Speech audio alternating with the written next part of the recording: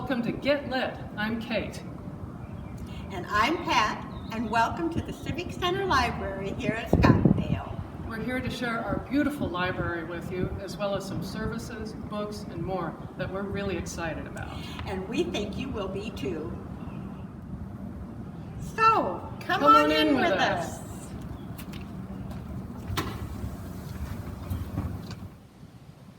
Hello everybody, welcome to another edition of Get Lit. I'm Kate. I'm here with Wendy Raisanen, who is the Curator of Collections and Exhibitions for Scottsdale Public Art. We have a wonderful new exhibition here in the Public Gallery at Civic Center, and Wendy's going to take us around and give us a little taste of it, so you'll want to come and see them yourself. Wendy. Thank you. Yes, so we are looking at the exhibition that is called I Am You, You Are Me, and it's portraits. It's the premise that I had in mind was that when an artist is making a portrait of somebody, they are really exchanging a lot of energy between each other, and it's almost as if they've become one in the process of making the portrait. So there's a lot of, empathy and understanding and personal feelings that go into making this portrait. And also the sitter has a certain amount of vulnerability when they're making a portrait. So these portraits are all very different, and they tell different stories as all of us do. And I think that because of the pandemic and the lockdown, being able to see people's faces and representations of relationships is a really nice, sort of valuable thing. So this piece right here, it's called The Twins, and it's by a wonderful artist named Turner Davis. They're his children, and Turner is a very prolific artist. He does a lot of work on paper. This is a charcoal drawing on canvas that's been stabilized. And you can really see sort of the honest gaze that these children are having towards their dad. It's a real powerful piece, has a lot of atmosphere, and I really like it. So right here we have a really unusual self-portrait by Dane Gore. He lives in Levine, and it's called Mandorka Resurrected. It's acrylic on foam core, and Dane is a puppeteer. So he makes really unusual textural, movable objects and artworks that can move. This one, we've stabilized it. So that is Dane, and he's got this kind of sticking out tongue and these crazy hands, and he just really feels like his self-portrait is a reflection of how he puts his character out on display when he is out in the world. And Mandorka, so he had done one called Mandorka about 5 years ago, and this is the new version. This piece here is by Brianna Noble. She is newly graduated from the master's program at Arizona State University, and it is a self-portrait. And I want to read you her statement because I think it's really important. The figure is a black femme, peacefully sitting and contemplating themselves without a chair. They are holding their own weight in a society that has done everything it can to make it impossible for survival, including the taking of the chair.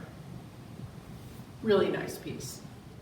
Okay, here we have a pair of portraits. These two artists did portraits of one another. Eliza Plumley out of Tucson on the left did a portrait of her friend Ira Beckway, and looking at an art book. And the one on the right is by Ira, and it is called Eliza's Hands. And Ira felt that Eliza's main interesting quality was her hands. She's a creator, and she's always working with her hands. So the two of them did this portrait. They also did a portrait of an artist they were studying with this summer online who is an artist in Ukraine, in Russia. So they have a really great artistic relationship, and I felt like this is the perfect kind of artist portrait to show, because artists know artists, and they also know all that it takes to make a portrait of somebody.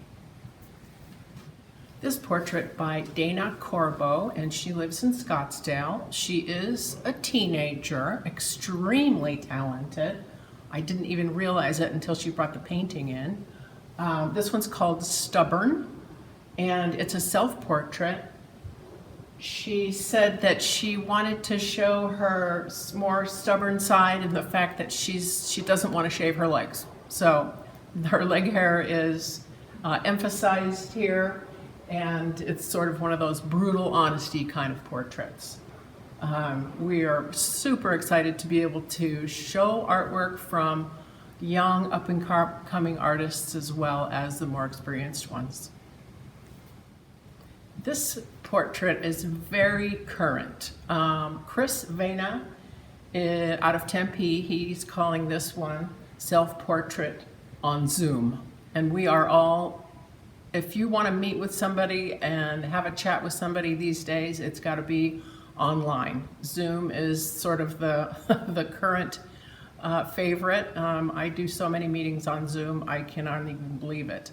So you all might understand the feeling of this fella here. He's in his living room, really enjoying this Zoom meeting. Chris Vena is a very classically trained painter, and he's got a lot of talent. He's done some murals in Tempe and Phoenix too, I think. This great portrait is called Envy, and it is by Jerome Fleming out of Phoenix, a young man who really, really loves to do portraits. You can see that in this selfie age that she has got her camera, and she's got all of the eyes looking at her in the background there, and deriving a great deal of pleasure and self-worth out of everyone else's opinion of her. And I think it's a great piece. It's really appropriate for this exhibition because today you can make yourself look perfect in a selfie on your phone. And some of these portraits aren't exactly perfect. And they show different parts of personality that aren't the gorgeous, lovely, perfect person that you probably show on Instagram or maybe on Facebook. So this is a really nice commentary on modern life.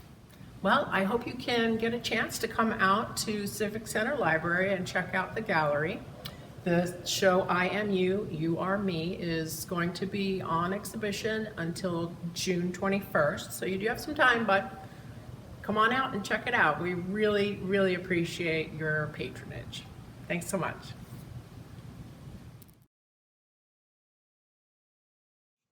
Hello. Are you looking for a way to keep track of what's new in the library? Signing up for the WOWbrary newsletter is one of the easiest ways to do it. WOWbrary is a weekly newsletter that features newly added library materials, as well as other news about what's happening in the library. You can see the newsletter anytime from a link on the library's homepage, or you can sign up at wowbrary.org to receive the weekly newsletter in your inbox. You can actually sign up for multiple library newsletters, even if you do not have a card with the library, although you won't be able to place holds without one.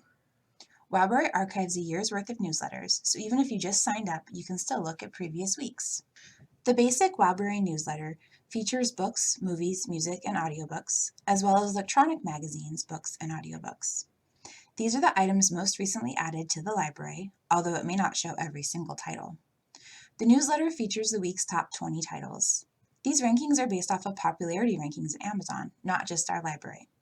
For the sake of diversity, multiple categories are reviewed for rankings to fill the top 20.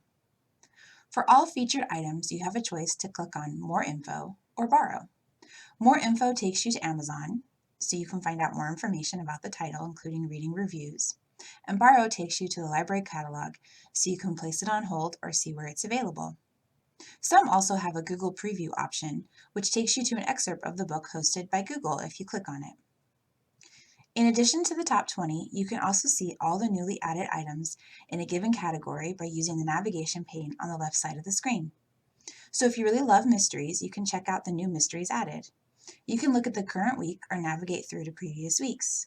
You can also choose to move on to the next category or click on other categories from the navigation pane. By default, all categories include both ebooks and physical books. If you would prefer to see only one type of material, you can always change your option on the drop-down menu in the upper right. If you want to change this option permanently for all future newsletters, you can customize your options. WOWbrary offers a number of customization options. Permanent changes to your newsletter view are only available once you have signed up to receive it via email. Once you customize your newsletter, you can update your choices at any time. All of these customizations can be viewed in the My Choices category and will be the default view of your email. In that view, you have to update your customized options to see different things. But you can always choose to click on any of the other options on the left of the screen to see the rest of the uncustomized newsletter. You can choose to only see certain genres. This allows you to pick which genres are most of interest to you and to only feature these in the My Choices section of your newsletter. If the library hasn't added anything in your chosen genre for the week, you may have a sparse main page. You can follow specific authors. This will ensure that you will see your favorite authors in your top choices even if they write a book in a category you don't normally follow. You can also permanently exclude ebooks or physical books. If you choose to exclude ebooks, you will only see the physical items added to the library, and vice versa. Like other features, you can also choose to update your choices while viewing the newsletter by clicking on the genre on the left side menu. In addition to keeping you up to date on what's new in materials at the library, WOWbrary also regularly features staff-reviewed titles, additional library resources, and sometimes news from the library. You can also look back at what was new and highly reviewed from previous months in the Reader's Favorite section. The newsletter features 4 months of previous favorites, but you can go even further back in time by continuing to click previous months. Sign up today to see all the great new stuff we have to offer or find something new you may have missed out on.